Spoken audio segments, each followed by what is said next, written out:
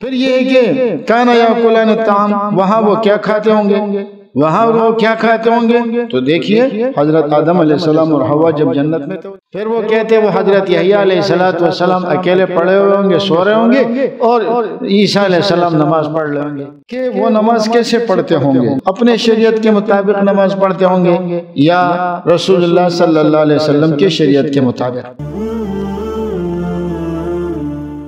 نحمده ونصلي على رسوله الكريم، أما بعد فأعوذ بالله من الشيطان الرجيم. بسم الله الرحمن الرحيم.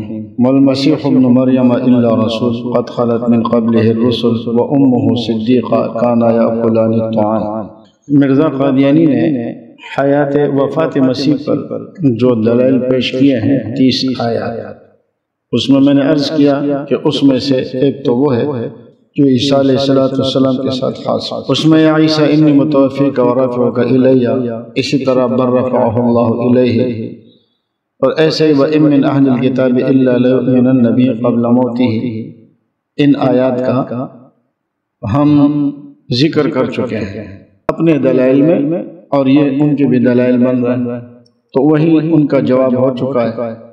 چوتھا فرمایا کہ فَلَمَّا تَوَفَّيْتَنِي كُنْتَ أَنْتَ الرَّقِيبَ عَلَيْهِمْ، اس پر بھی ہم نے بیان کر لیا.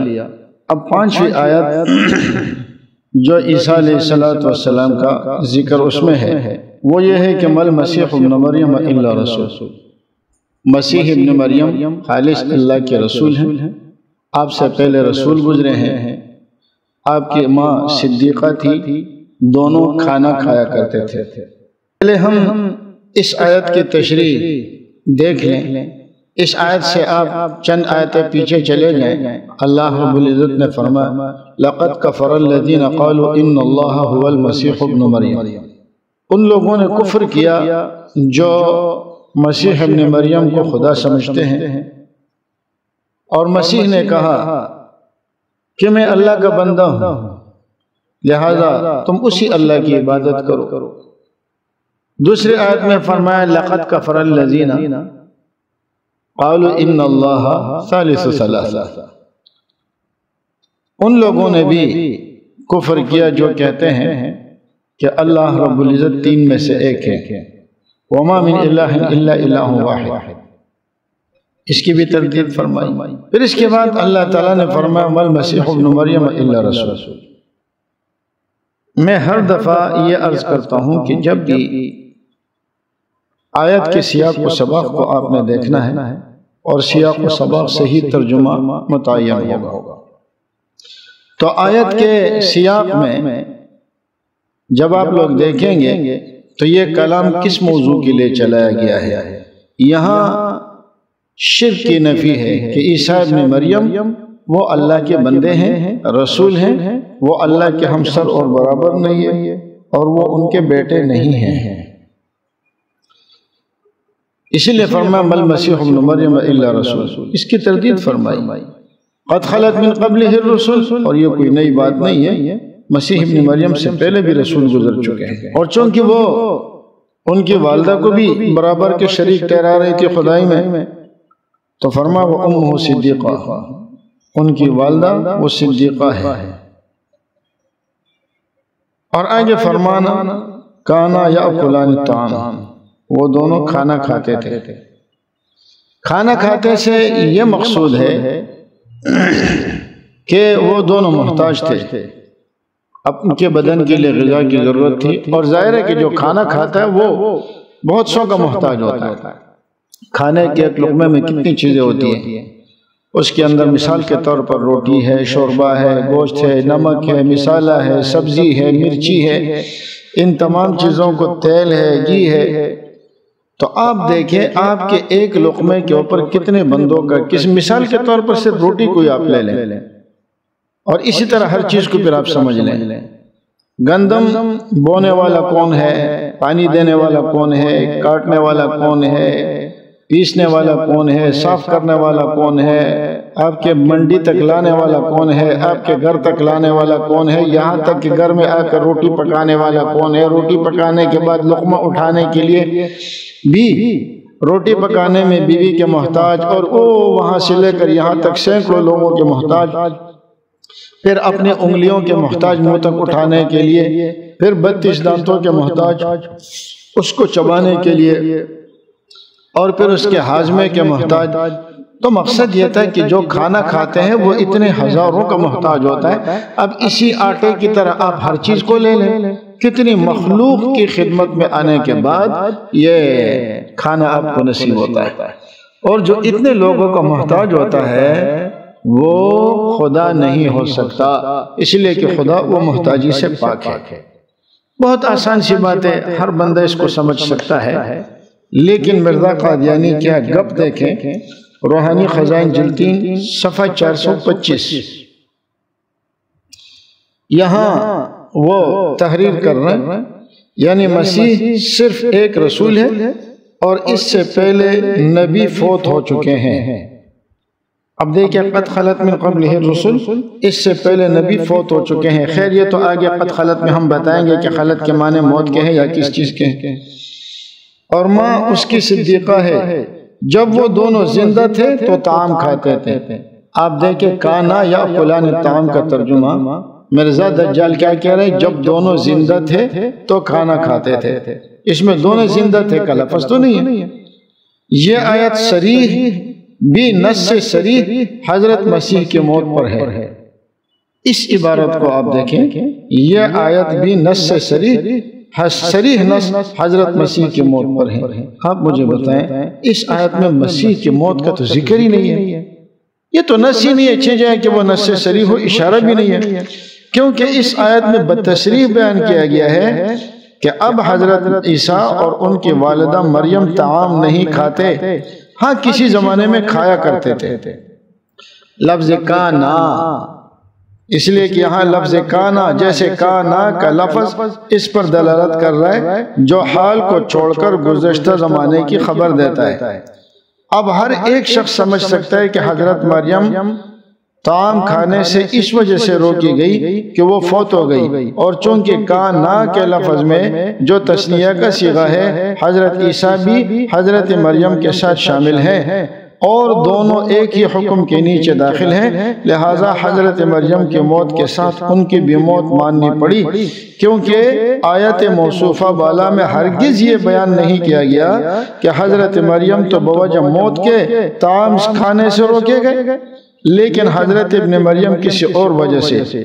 اور جب ہم اس آیت مذکورہ بالا کچھ دوسرے آیت کے ساتھ ملا کر پڑھے، ما جعلناہم جسدا لا یاکلون الطعام، جس کے یہ معنی ہے کہ کوئی ہم نے ایسا جسم نہیں بنایا کہ زندہ تو ہو مگر کھانا نہ کھاتا ہو، تو اس یقینی اور قطعی نتیجہ تک ہم پہنچ جائیں گے کہ فی الواقعہ حضرت مسیح فوت ہو گئے، کیونکہ پہلی آیت سے ثابت ہو گیا کہ اب وہ کھانا نہیں کھاتے، اور دوسری آیت بتلا رہی ہے کہ جب تک یہ جسم خاکی زندہ ہے طعام کھانا اس کے لیے ضروری ہے۔ اس سے قطعی طور پر یہ نتیجہ نکلتا ہے کہ اب وہ زندہ نہیں ہے۔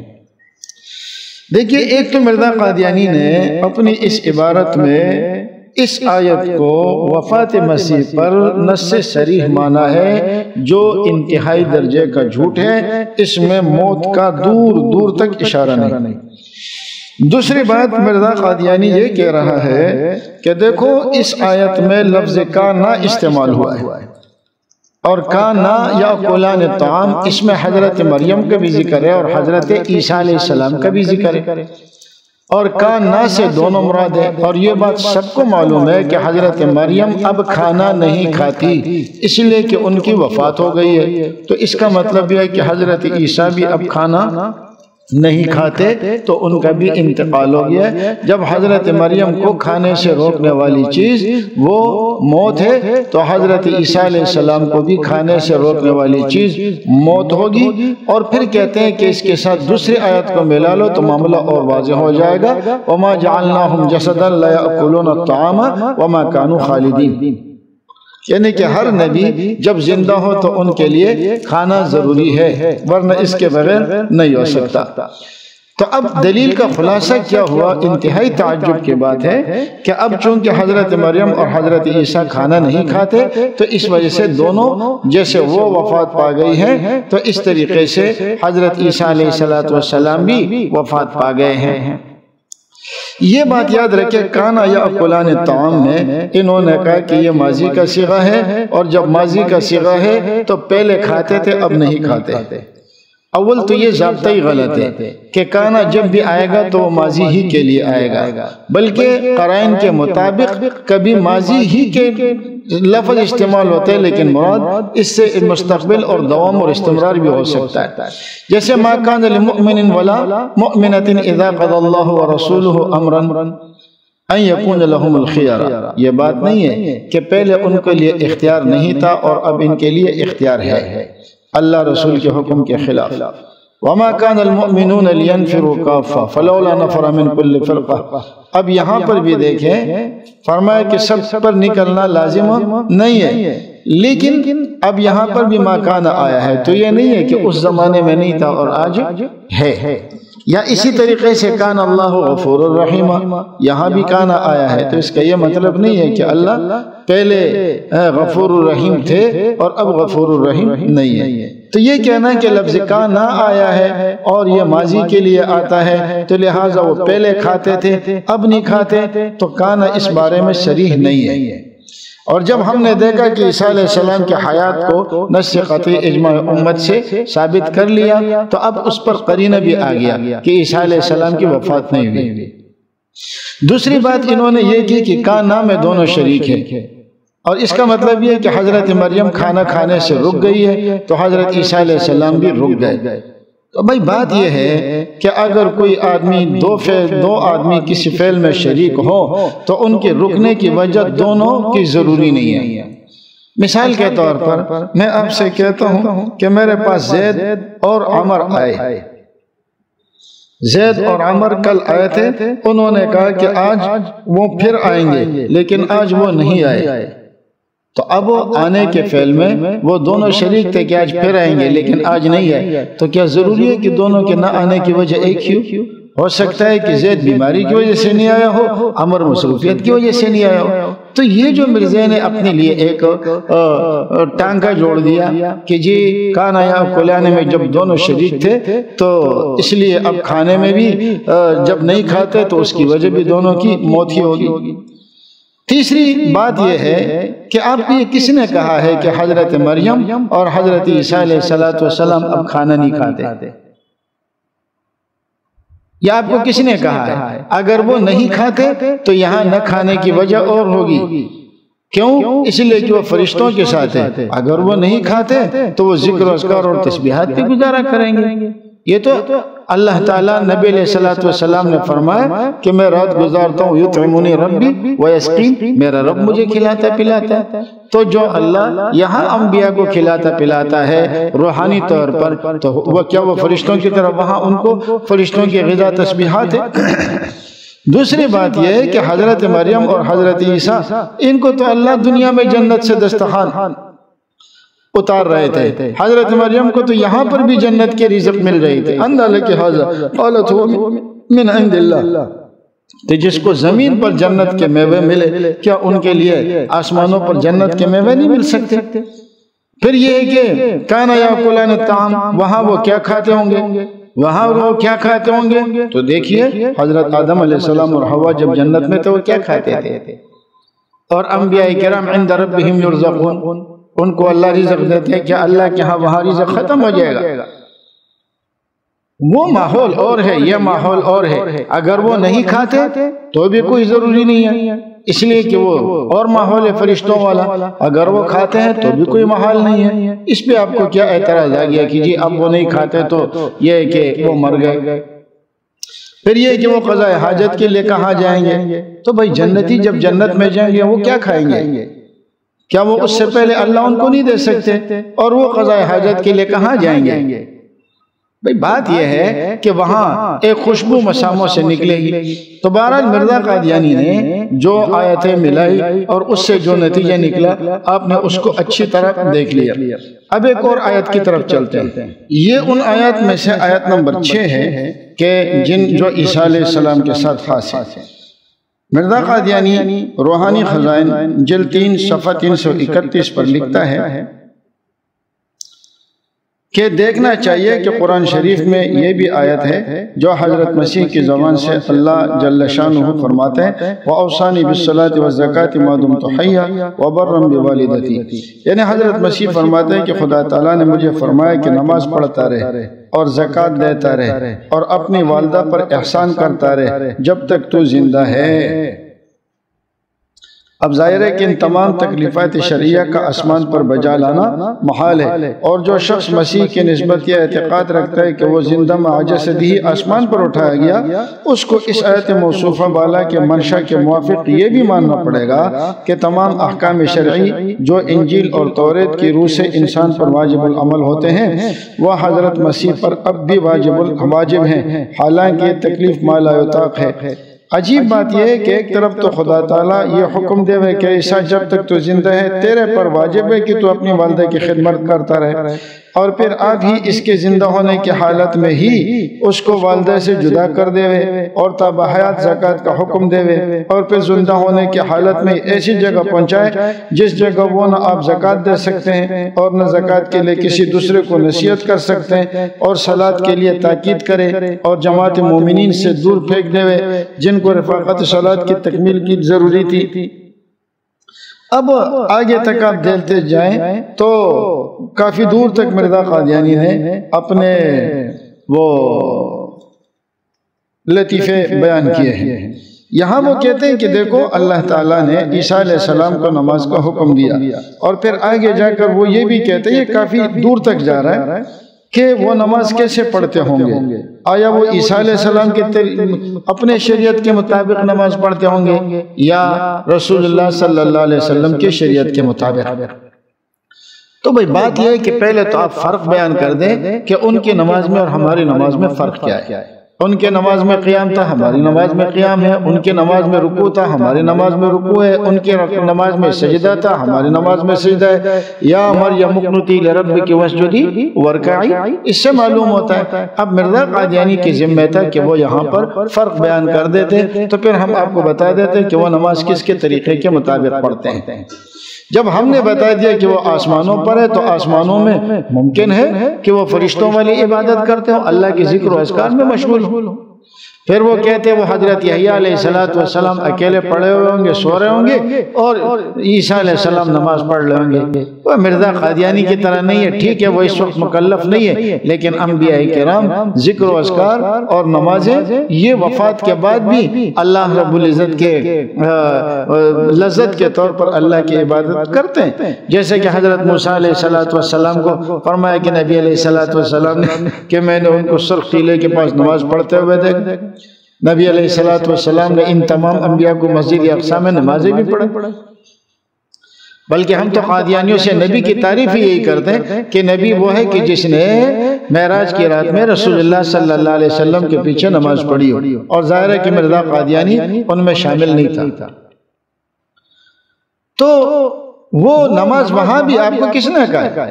وہ لذت کے لیے نماز بھی پڑھتے ہوں گے، وہ ذکر و اذکار بھی کرتے ہوں گے۔ تو حضرت عیسیٰ علیہ السلام اگر نماز پڑھتے بھی ہیں تو یا تو ان کی عبادت کا طریقہ وہی فرشتوں والا، ہمیں اس پر اعتراض نہیں ہے اس لیے کہ محل بدل گیا، یا یہ ہے کہ نماز اگر وہ پڑھ لیں تو رسول اللہ صلی اللہ علیہ وسلم کی موجودگی میں ان سے پہلے انبیاء سے عہد لیا گیا تھا، لَتُؤْمِنُنَّ بِهِ وَلَتَنْصُرُنَّ۔ بڑی واضح ایسی بات ہے کہ وہ رسول اللہ صلی اللہ علیہ وسلم کے طریقے کے مطابق بھی اگر نماز پڑھے تو مرزا قادیانی کو اس کے اوپر کیا اشکال آ رہا ہے۔ اور پھر وہ کہتے ہیں کہ اپنی والدہ کی خدمت، وہی والدہ کی خدمت تب کریں گے جب والدہ کو خدمت کی ضرورت ہوگی۔ وہاں والدہ کو خدمت کی کیا ضرورت ہے؟ وہاں والدہ کا مقام بھی اونچا، حضرت عیسیٰ علیہ السلام کا مقام بھی اونچا۔ پھر وہ کہتے ہیں کہ زکوٰۃ کا نصاب وہاں پر کیا ہوگا، وہ زکوٰۃ کس کو دیں گے؟ وہاں پر تو زکوٰۃ لینے والا کوئی ہے ہی نہیں۔ تو ہمارے مفسرین کہتے ہیں یہاں زکوٰۃ سے مراد تزکیہ ہے، جیسے پچھلے آیا غلامًا زکیہ، لِأَهَبَ لَكِ غُلَامًا زَكِيًّا، اور یہاں پر مراد تزکیہ ہے، ظاہر ہے کہ وہ دنیا میں بھی زکی تھے اور آخرت میں بھی زکی ہے۔ لیکن اگر آپ زکوٰۃ سے مراد زکوٰۃ ہی لے لیں کہ اس سے مراد پیسے کی زکوٰۃ ہے، تو عیسیٰ علیہ السلام کے لیے قابل زکوٰۃ مال وہ مرزا قادیانی ثابت کر دیں، اور پھر اس کے بعد جو کس کو دیں گے یہ ہم بتا دیں گے۔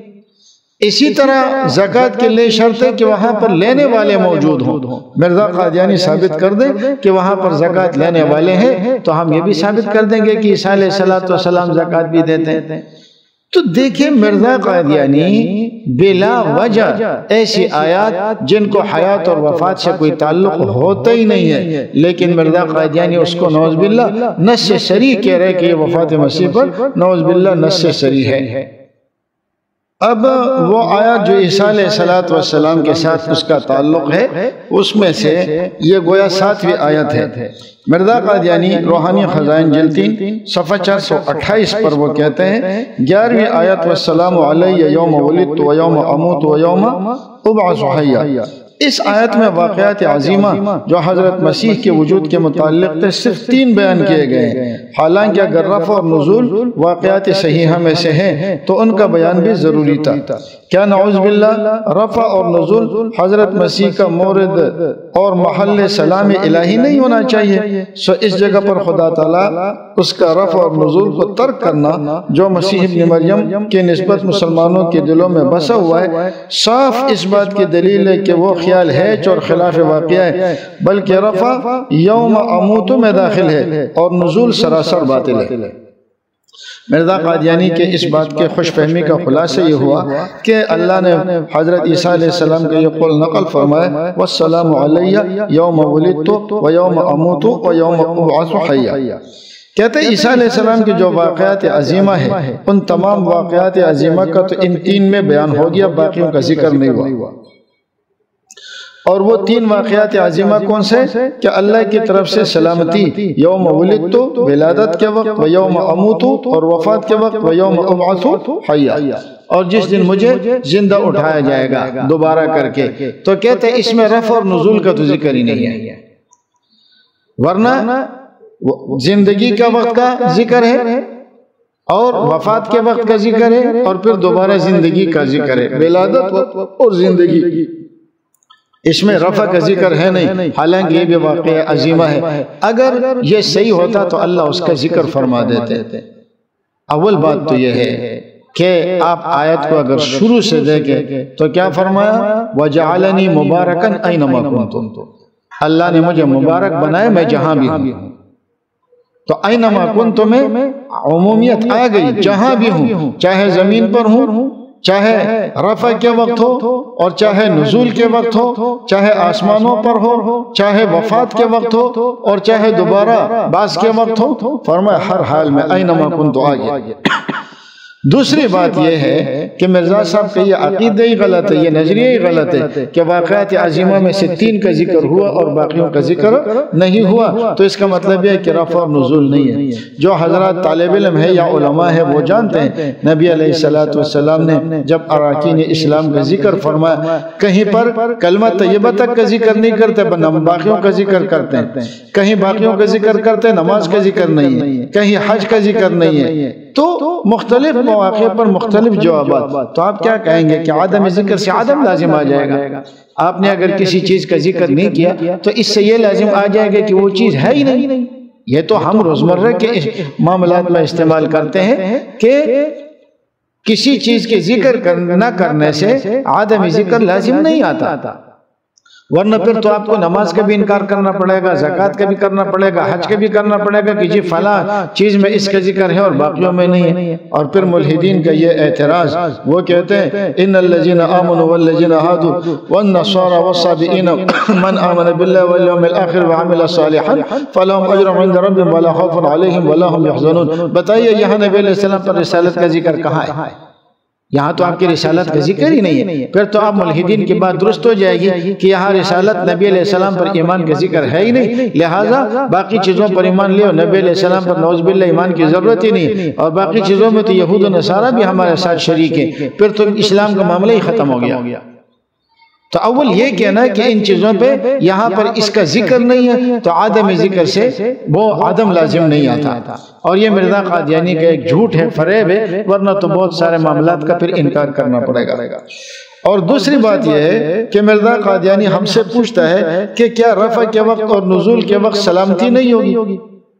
اللہ نے تو آپ کو ہر جگہ سلامتی والا بنایا، تو ہم آپ سے پوچھتے ہیں کہ مرزا تم نے کیا کہا کہ عیسیٰ علیہ السلام کو سولی پر لٹکایا گیا، نعوذ باللہ من ذالک، اور یہ ہے کہ ان کو کیل ٹھوکے گئے اور ان کو تماچے مارے گئے اور ان کو گھسیٹا گیا، ان کو زخمی کر دیا گیا اور پھر ان کو مردہ سمجھ کر چھوڑ دیا اور ہڈیاں نہیں توڑی گئی، اور پھر وہاں سے وہ کشمیر کی طرف گئے اور 86-87 سال کشمیر میں رہے، اس کے بعد ان کی وفات ہو گئی۔ تو ہم آپ سے پوچھتے ہیں کہ کیا اس وقت ان پر سلامتی نہیں تھی؟